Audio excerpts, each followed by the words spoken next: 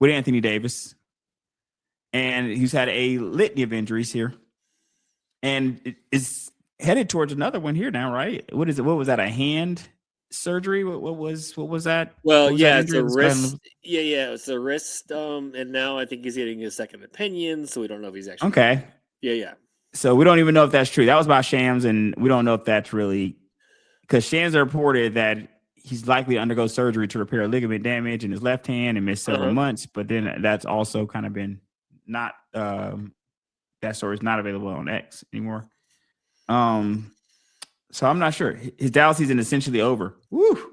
You know what's interesting about this, and even if it whether he has the seriousness in injury of being gone the whole season, it does look at least he's going to miss some time yet again, right? I'm not happy to see anyone get injured. I am happy that the Hawks aren't going down this line any longer because this seemed like full steam ahead at one point. I don't know if these rumors were ever any truth to the rumors of Anthony Davis coming today, but it was scaring me to death. Lights out player when he plays, as we've always said. It's just that he seems to be Mr. Street Clothes is my Dallas friend who really has something against Anthony Davis. I mean, it's not Anthony Davis's fault that Luka was traded. And I feel like he's dealt with a lot of that hate in Dallas from a lot of fan base. And my friend from Dallas is definitely one of them. He's never really warmed up to Anthony Davis there. And he would have had to play the entire time the same way he played that first half of when he first got there. If he had played his entire time like that, maybe he would have made people forget about the Luka situation. But he had a great half, and then he got injured. He got the full Anthony Davis experience in one game. And now it's looking like that's going to be extended. Does he hang it up? I mean, what is he, 32? It's not exactly. I mean, he's not super old. What do you get? Some people saying maybe he should retire. Should he? Why? You're about to get an extension. Why would you retire? Go get the money. Is what you're saying. You're saying, hey, right. No. Here's the thing. Wait a second. Let's talk about that then for a second. Let's operate under that premise. Mm-hmm. Who is giving the extension? I mean, is Dallas going to give it? Is Dallas already ready to do that? Have they signed up for it? I mean, all I know is it sounds like to me like Dallas was trying to trade him at one point. Like if you're shopping a guy and you're hearing his name, right, in so many trade rumors, because there's a lot of guys, Eugene, right? And we'll use Kyrie as an example because Kyrie's injured, but we can use Kyrie as an example. Mm-hmm. We never hear Kyrie's name like as much in trade rumors. We don't hear Kyrie's name as much in trade rumors as we do Anthony Davis. You're on mute, by the way. Anthony Davis. We don't hear him as much. Yeah, there you go. You don't hear his name as much in trade rumors. So when you hear people discuss like this, it makes me feel like the team is not necessarily in love with you. I mean, they like you. Maybe they will keep you. But why would your names be so oft discussed in these trade packages or where you could go, where you're comfortable going to? You're comfortable staying with the team as well, but these are the places that you'll go. These aren't conversations that you necessarily hear with everybody. So it's interesting to me if the team would then turn around and warm up to you more after an injury. You have an injury that's probably going to end the rest of your season. And we kind of liked you before. You got an injury here that puts you at risk for ending the rest of your season. Do we love you now? It's a crazy thing. It's like when he's on the court, he looks great. I mean, I don't know if you had a chance to watch him and Cooper Flag play together. I mean, it's exciting. It looks really good together. You know, that's I wanted to, and again, I'm with you. I didn't want him to come here for various reasons. Obviously, that list of injuries is number one, but I also wanted to see those three guys play together. I want to see him play with Cooper, Kyrie, and Davis play together. So, but yeah, as for the Hawks, I just didn't see it. It didn't make sense to me. Why are we trading? Why would we trade an unprotected New Orleans pick for, like you said, this laundry list of injuries when when I Oh, still by the feel- way, for people who cannot see the screen, there is Anthony Davis, the most extensive injury record of all time, listed here on the screen, and it's listed with literally 51 separate injuries. Now, what's crazy about these 51 separate injuries is some of these are listed at several times. Like the number one injury is the foot injury, and it's listed at 55 times. So it's not only is it 51 separate injuries, like the foot, the ankle, the Achilles, the back, the adductor, the knee, the calf, the shoulder, plantar fascia, the thumb, the wrist, the groin, the elbow, the eye, the finger, the adductor, the hip, illness, and that's just 17. There's 3 more columns of that.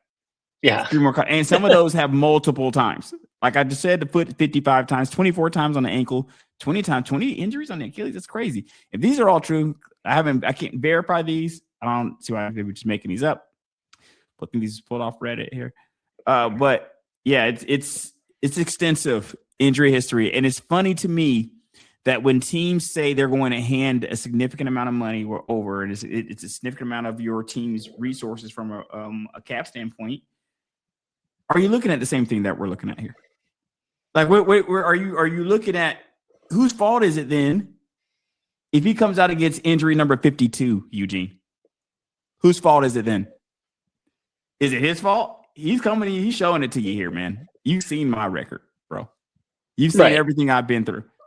I feel like at a certain point, it's like if you decide to date somebody, bro, and you happen to get a hold of her record, and they say, hey, man, I know that girl, and she cheated on 51 guys before you. 51. Okay. And you just say, you know what, man? I'm gonna take a shot. I've seen it too, but I'm in love. I'm taking a shot. Taking a shot. If you become guy number 52 that she cheats on, it's your fault, bro. Right. It's your fault. You know what I mean? And I feel like when he's on the court, he can win you a chip, bro. Like if he's on the court, for sure, he can win you a chip with him when he's playing, right? Yeah. But that has to be worth a certain amount of money. How much money is that worth? And it's not worth me a max contract. Even if you do show max talent when you are available, it's not worth a max contract. No. There's got to be somewhere in the middle. Can we meet somewhere in the middle that approximates what your worth is when you actually perform or when you're actually on the court? I mean, if you're only playing 60, 70% of a contract, I'm going to have to reevaluate that the next time your next contract comes up. That's just dumb for me not to. And it seems to me that it doesn't. It gets thought about as if there's going to be a max, and we're kind of operating from that realm, right? We're operating from, okay, here's a max. Let's start figuring things out here where we start counting the beans. No, bro. The maxes should be for people who play the maximum amount of time, or at least are going to give you a better ROI on that. You know what I mean? I would even understand paying a guy to max more if you were in control of where the injuries would happen, right? So if I could say, if somehow I could waive the injury one and they say, hey, man, this guy's only going to be here for 47 games. And I could say, you know what, though? If I can get those 47 at the end of the season, can I get those 47 going through the playoffs? Can I get them going in like here and here? Then maybe I still want to pay the max. Right. You see what I'm saying? I'm going to pay the max still because I can get it when I really, really need it. But because those 47 could come in October, November, then you don't know what you're getting. How do you pay the max? How do you operate from the premise of like looking at old tapes? Like, oh man, look at me. He just looked so good here. But did you look at the 30 when he's in street clothes? What about those tapes? Like he's there for those too.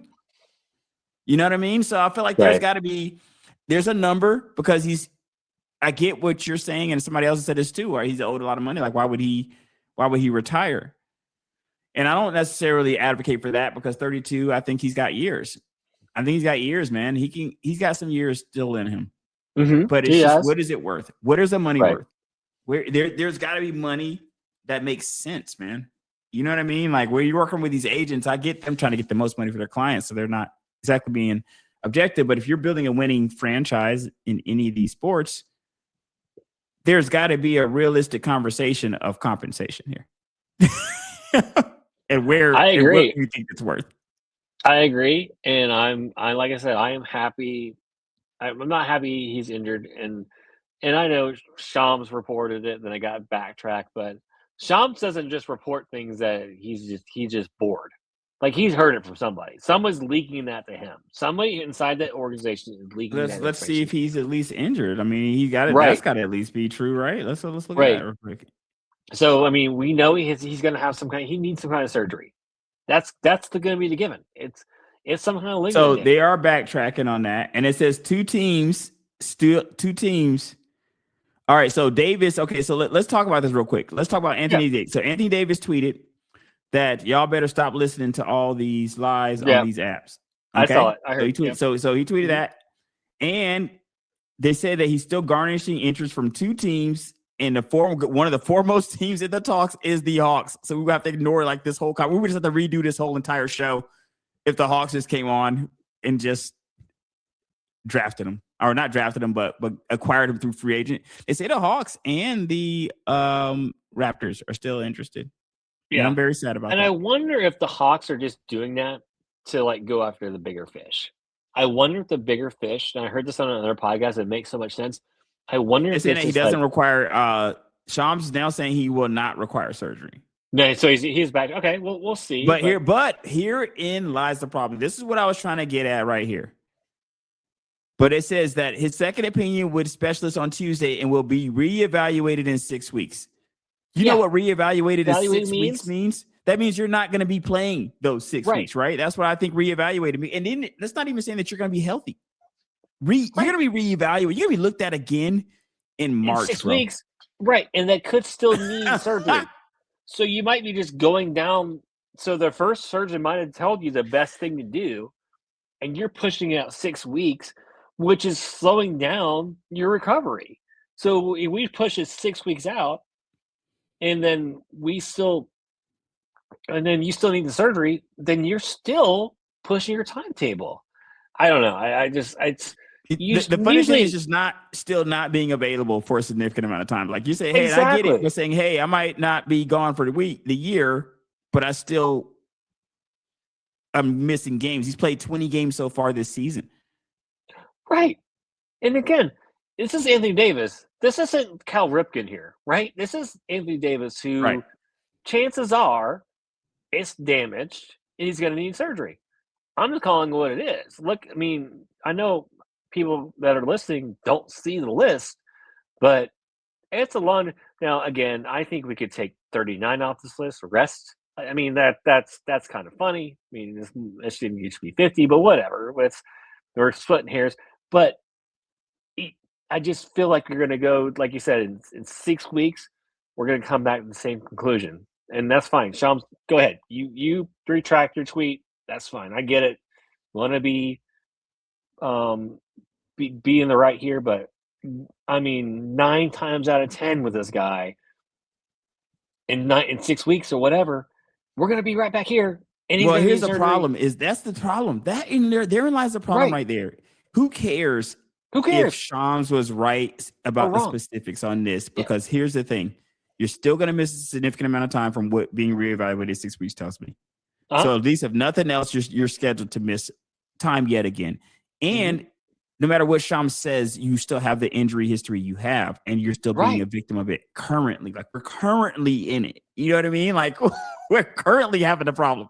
Right. So it's kind of like until this is really not a problem again, then I can maybe get being so vehemently upset. And then maybe too, you're just mad because he's messing the money up. You're like, yo, man, I need to get traded, bro. I'm trying to get another contract. You really messing this up for me, man. Like we're going to hold all this until after we get the money right.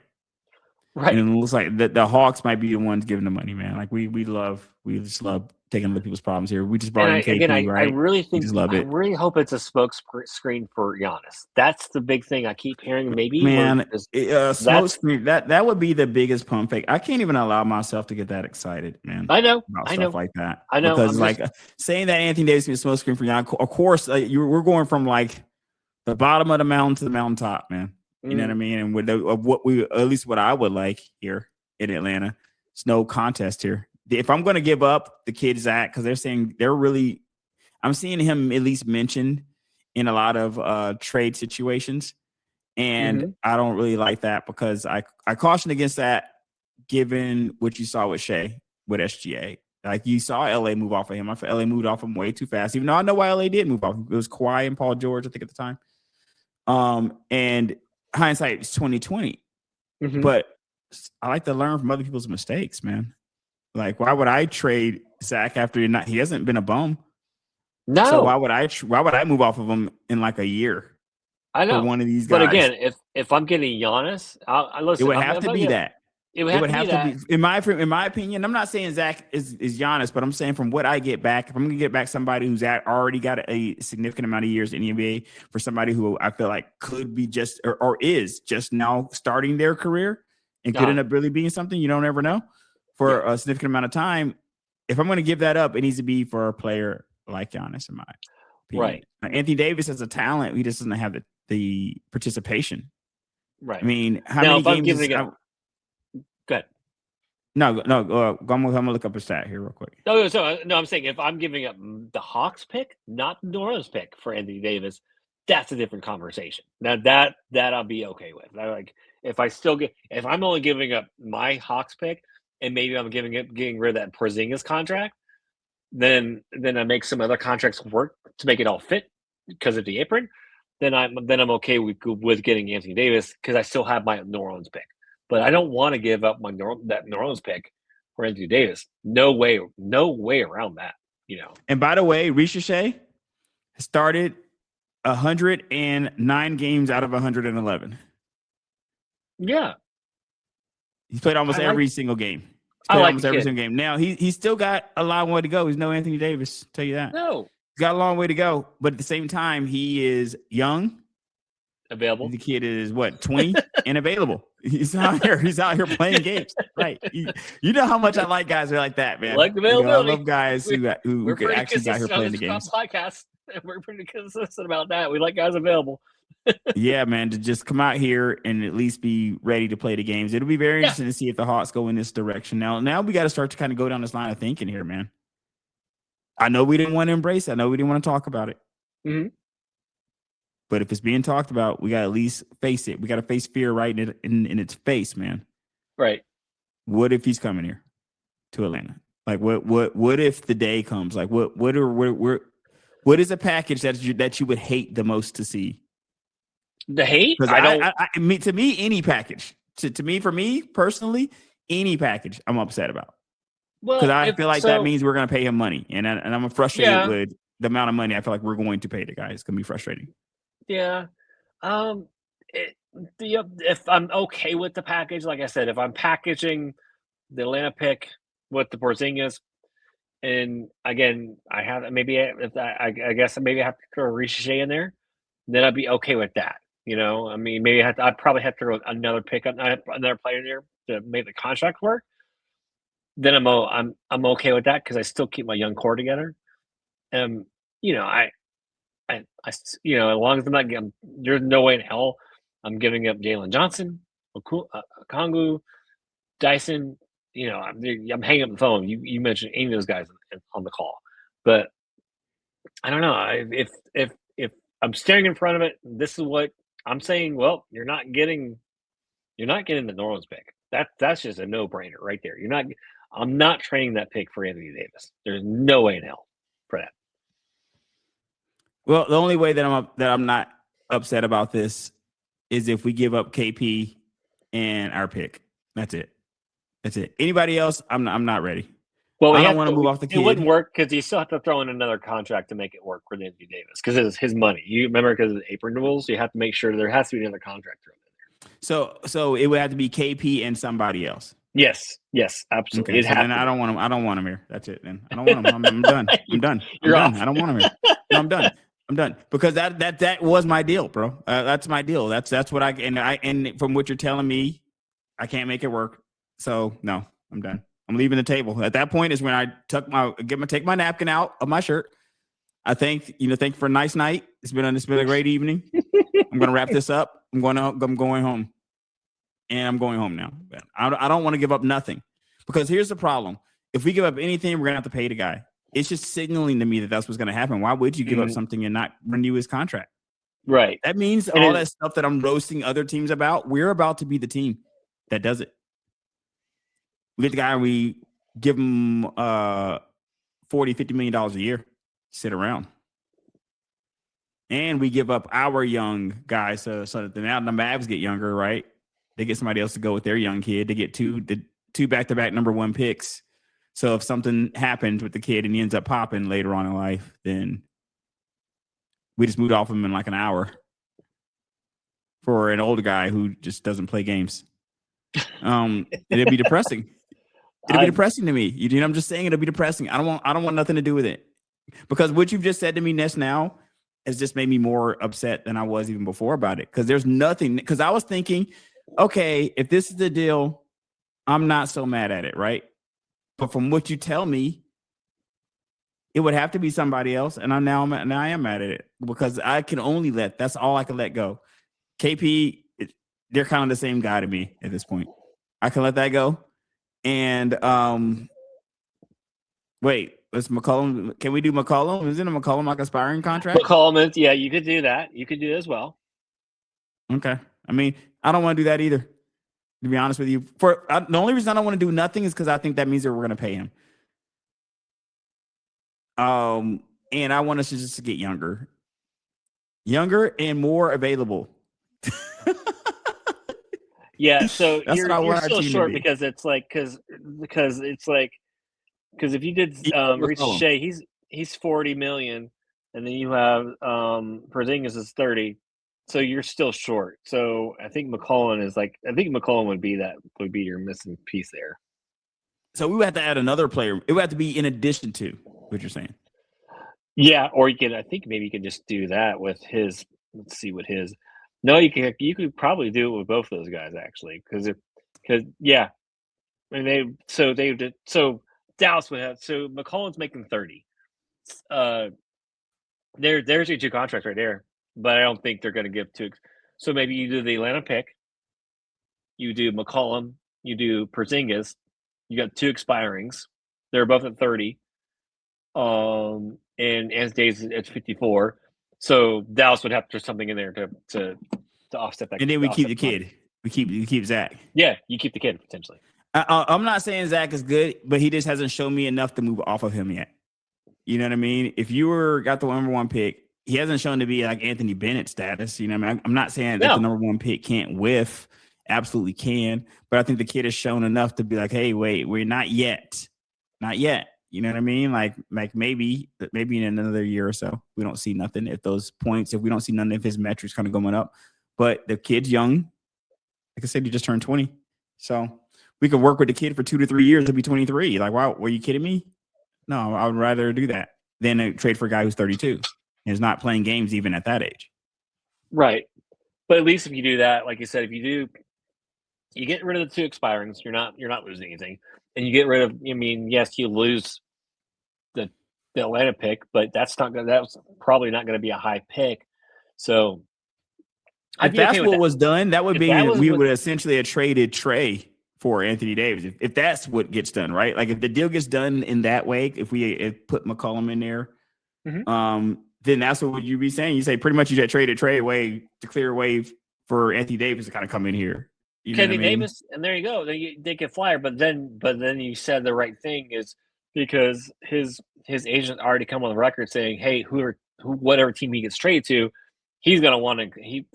The agent already says he wants an extension.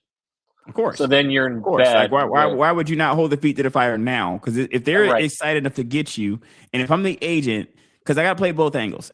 If I'm the agent, I'm playing hardball for sure. Because what I'm thinking is, if a team wants to get me now, then they're in love with me. This is probably the best it's going to get.